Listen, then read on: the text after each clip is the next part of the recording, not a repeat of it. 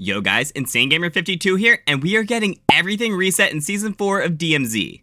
This may sound awful for many of you, but let me explain why I think this is good for the future of DMZ, and why it could even reduce the effect of the pay-to-win bundles.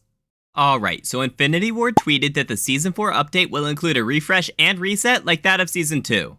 The reason for this is to make room for new mission sets and the new upgrade something.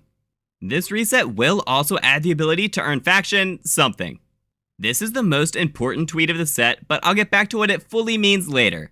First, let's talk about everything that is getting reset. So everything that got reset in Season 2 is getting reset again in Season 4.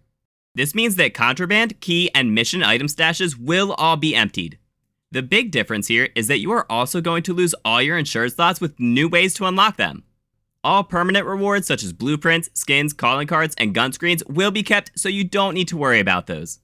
Okay, it's pretty straightforward that everything is getting reset, so now let's get into my theory of what this means for the future of DMZ. An idea that I've been talking about for a couple months is the ability to prestige your factions to earn tokens that you can use to unlock items from a prestige shop.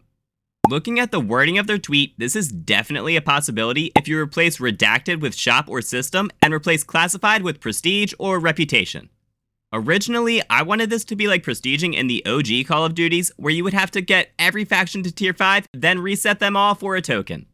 This would be extremely daunting for a lot of players and would really only benefit the hardcore grinders. What I think is more likely to happen is every time you finish a mission, you will get some amount of prestige or reputation or whatever they want to call it.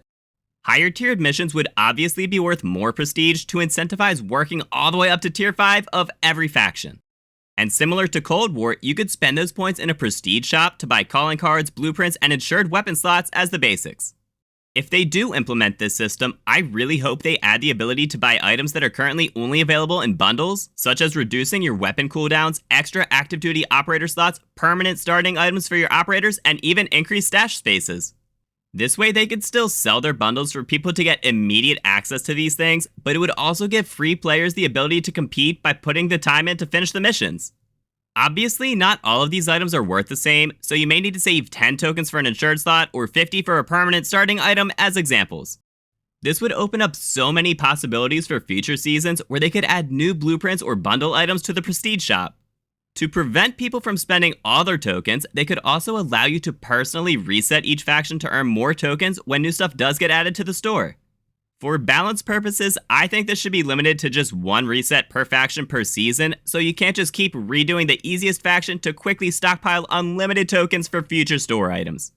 Resetting your own factions would add a lot of replayability to DMZ that many hardcore grinders have been wanting since Season 1, and I think it would really add to the longevity of the game.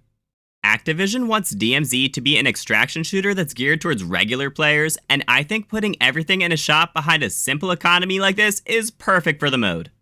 Let me know what you guys think about this idea, or if you think the DMZ reset is going to introduce a different way to get your insured slots back.